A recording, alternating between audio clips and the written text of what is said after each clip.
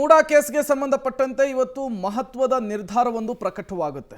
But CM ಸಿದ್ದರಾಮಯ್ಯನವರ ನಡೆ ಅಷ್ಟೇ ಕುತೂಹಲ ಕಾರಣವಾಗ್ತಾ ಇದೆ. ಮೂಡಾ ಕೇಸ್ನಲ್ಲಿ ಸಿಎಂ ಸಿದ್ದರಾಮಯ್ಯನವರ ಖಡಕ್ ನಡೆ, ಕಾನೂನು ಹೋರಾಟಕ್ಕೂ ಸೈ, ರಾಜಕೀಯ ಹೋರಾಟಕ್ಕೂ ಸೈ ಅಂತ ಹೇಳ್ತಾ ಇದ್ದಾರೆ. ನಾನು ಎರಡೂ ಹೋರಾಟಗಳನ್ನು ಕೂಡ ನಡೆಸ್ತೇನೆ ಅಂತ ಹೇಳಿ ಈ ಹಿಂದೆ ಸಿಎಂ ಸಿದ್ದರಾಮಯ್ಯನವರು ಹೇಳಿದರು. ಇದೊಂದು ರಾಜಕೀಯ ಪಿತೂರಿ, ನಾನು ಯಾವುದೇ ತಪ್ಪನ್ನ ಮಾಡಿಲ್ಲ.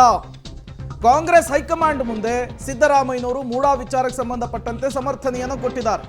ಮೂಡಾ ಕೇಸ್ನಲ್ಲಿ ಸಿಎಂ ಸಿದ್ದರಾಮಯ್ಯನವರ ಮುಂದಿನ ನಡೆ ಇದೆಯಲ್ಲ, ಅದು ತುಂಬಾ ಕುತೂಹಲಕ್ಕೆ ಕಾರಣವಾಗ್ತಾ ಇದೆ. ಇವತ್ತಿನ ತೀರ್ಪು ಯಾವ ರೀತಿ ಬರುತ್ತೆ, ಅದರ ಮೇಲೆ ಸಿಎಂ ಸಿದ್ದರಾಮಯ್ಯನವರ ರಾಜಕೀಯ ವಿಚಾರದಲ್ಲಿ ಏನೆಲ್ಲ ಬೆಳವಣಿಗೆಗಳಾಗುತ್ತೆ ಅನ್ನುವಂತಹ ಕುತೂಹಲವಂತೂ ಸಹಜವಾಗಿಯೇ ಕುತೂಹಲವನ್ನು ಕೆರಳಿಸ್ತಾ ಇದೆ. ಹಾಗಾದರೆ ಸಿಎಂ ಸಿದ್ದರಾಮಯ್ಯನವರು ಮೂಡಾ ವಿಚಾರಕ್ಕೆ ಸಂಬಂಧಪಟ್ಟಂತೆ ಸಾಕಷ್ಟು ಬಾರಿ ಮಾತನಾಡಿದ್ದಾರೆ. ನಾನು ಯಾವುದೇ ತಪ್ಪು ಮಾಡಿಲ್ಲ ಅಂತ ಹೇಳಿದ್ದಾರೆ. ನನ್ನನ್ನು ರಾಜಕೀಯವಾಗಿ ಮುಗಿಸಲು ಎದುರಾಳಿಗಳು ಈ ಮೂಡಾ ಅಸ್ತ್ರವನ್ನು ಪ್ರಯೋಗಿಸಿದ್ದಾರೆ. ಈ ಮೂಲಕ ನನ್ನನ್ನು ಕಟ್ಟಿಹಾಕುವಂತಹ ತಂತ್ರ ಮಾಡಿದ್ದಾರೆ. ನಾನು ಕಡೇ ತನಕವೂ ಕೂಡ ಕಾನೂನು ಹೋರಾಟವನ್ನು ಮುಂದುವರಿಸ್ತೇನೆ, ಯಾವುದೇ ಕಾರಣಕ್ಕೂ ಕೂಡ ವಿರಮಿಸಲ್ಲ ಅಂತ ಹೇಳಿದ್ದಾರೆ. ರಾಜಕೀಯವಾಗಿ ಎಲ್ಲವನ್ನೂ ಕೂಡ ಎದುರಿಸಲಿಕ್ಕೆ ನಾನು ಸಿದ್ಧ ಅನ್ನುವಂತಹ ಸಂದೇಶವನ್ನು ಹಲವು ಬಾರಿ ಸಿದ್ದರಾಮಯ್ಯನವರು ಕೊಟ್ಟಿದ್ದಾರೆ. ಇದೊಂದು ರಾಜಕೀಯ ಪಿತೂರಿ, ನಾನು ಯಾವುದೇ ರೀತಿಯ ತಪ್ಪನ್ನು ಮಾಡಿಲ್ಲ ಅಂತ ಕೂಡ ಹೈಕಮಾಂಡ್ ಮುಂದೆಯೂ ಕೂಡ ಸ್ಪಷ್ಟನೆ ಕೊಡುವಂತಹ ಕೆಲಸವನ್ನು ಮಾಡಿದ್ದಾರೆ. ಆಪ್ತರ ಮುಂದೆ, ಕೆಲ ವರಿಷ್ಠರ ಮುಂದೆಯೂ ಕೂಡ ಸಿಎಂ ಸಿದ್ದರಾಮಯ್ಯನವರು ಇದೇ ವಿಚಾರವನ್ನು ಒತ್ತಿ ಒತ್ತಿ ಹೇಳಿರುವಂಥದ್ದು. ಹಾಗಾಗಿಯೇ ಹೈಕಮಾಂಡ್ ಕೂಡ ನಾವು ನಿಮ್ಮ ಬೆನ್ನಿಗೆ ನಿಂತಿರ್ತೀವಿ, ತಲೆ ಕೆಡಿಸ್ಕೊಂಬೇಡಿ ಅಂತ ಹೇಳಿರುವಂಥದ್ದು. ಹಾಗಾಗಿ ಸಿಎಂ ಸಿದ್ದರಾಮಯ್ಯನವರ ಎರಡು ಹೋರಾಟಕ್ಕೆ ಜಯ ಸಿಗುತ್ತಾ ಅನ್ನುವಂತಹ ಕುತೂಹಲ. ಒಂದು ಪಕ್ಷದ ಒಳಗೆ, ಮತ್ತೊಂದು ಕಾನೂನು ಹೋರಾಟ. ಸಿಎಂ ಸಿದ್ದರಾಮಯ್ಯನವರನ್ನ ಕೆಳಗಿಳಿಸಬೇಕು ಅನ್ನುವಂತಹ ನಿಟ್ಟಿನಲ್ಲಿ ಸಾಕಷ್ಟು ಬೆಳವಣಿಗೆಗಳು ಕೈಮನೆಯಲ್ಲೂ ಕೂಡ ಆಗ್ತಾ ಇದೆ. ಅದು ಹೇಳಿಕೆಗಳ ಮೂಲಕ ಹೊರಬರುತ್ತಾ ಇದೆ.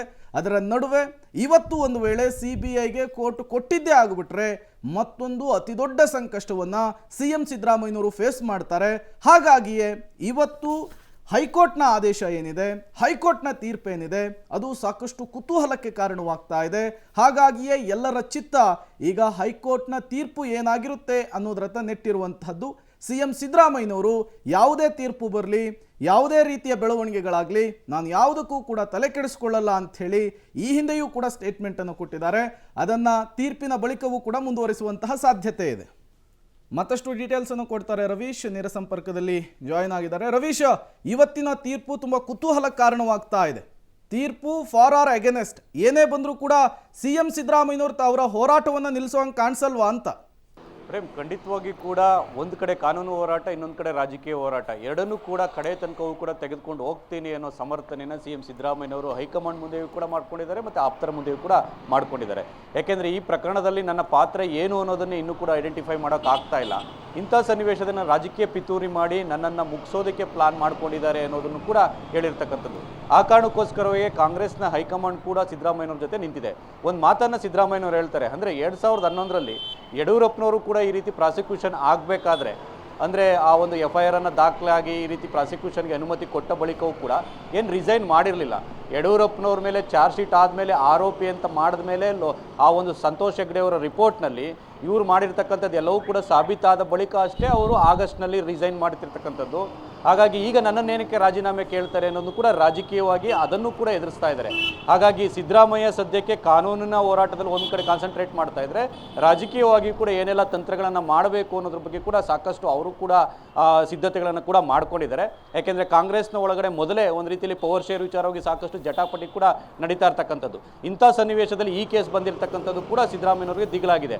ಆ ಕಾರಣಕ್ಕೋಸ್ಕರವಾಗಿಯೇ ಕಡೆ ತನಕವೂ ಕೂಡ ನಾನು ಎರಡೂ ಹೋರಾಟಗಳನ್ನು ಯಾವುದೇ ರೀತಿಯ ಮುಲಾಜಿಲ್ಲದೆ ನಾನು ನಡೆಸ್ತೇನೆ, ಅದಕ್ಕೆ ನಿಮ್ಮ ಸಪೋರ್ಟ್ ಮಾಡಬೇಕು, ಆ ನಂತರ ನೀವೇನು ಹೇಳ್ತೀರಾ ಅದಕ್ಕೆ ನಾವು ತೀರ್ಮಾನಕ್ಕೆ ನಾವು ಬದ್ಧ ಅನ್ನೋದನ್ನು ಕೂಡ ಹೈಕಮಾಂಡ್ಗೆ ಸೂಚ್ಯವಾಗಿ ಹೇಳಿದ್ದಾರೆ. ಹಾಗಾಗಿ ಇದು ಎಲ್ಲಿ ತನಕ ಹೋಗಿ ನಿಲ್ಲುತ್ತೆ ಕಾದು ನೋಡಬೇಕು. Prem, okay, thank you Ravish ತಮ್ಮೆಲ್ಲ ಮಾಹಿತಿಗಾಗಿ. ಅಲ್ಲಿಗೆ ಒಂದಂತೂ ಸ್ಪಷ್ಟವಾಗ್ತಾ ಇದೆ, ಸಿಎಂ ಸಿದ್ದರಾಮಯ್ಯನವರು ಯಾವುದೇ ರೀತಿಯ ತೀರ್ಪು ಬಂದರೂ ಕೂಡ ನಾನು ಎದೆಗುಂದಲ್ಲ, ಎಲ್ಲವನ್ನೂ ಕೂಡ ಗಟ್ಟಿಯಾಗಿಯೇ ನಿಂತು ಫೇಸ್ ಮಾಡ್ತೇನೆ ಅನ್ನುವಂತಹ ನಿರ್ಧಾರಕ್ಕೆ ಬಂದಿದ್ದಾರೆ. ಒಂದು ವೇಳೆ CBIಗೆ ಕೊಡಲಿಕ್ಕೆ ಹೈಕೋರ್ಟ್ ಸಮಿತಿಯನ್ನು ಸೂಚಿಸಿದ್ದೆ ಆದರೆ ಅದನ್ನು ಪ್ರಶ್ನಿಸಿ ಮತ್ತೆ ಅವರು ಕಾನೂನು ಹೋರಾಟವನ್ನು ಕೂಡ ಮುಂದುವರಿಸುವಂತಹ ಸಾಧ್ಯತೆಗಳಿರುತ್ತೆ.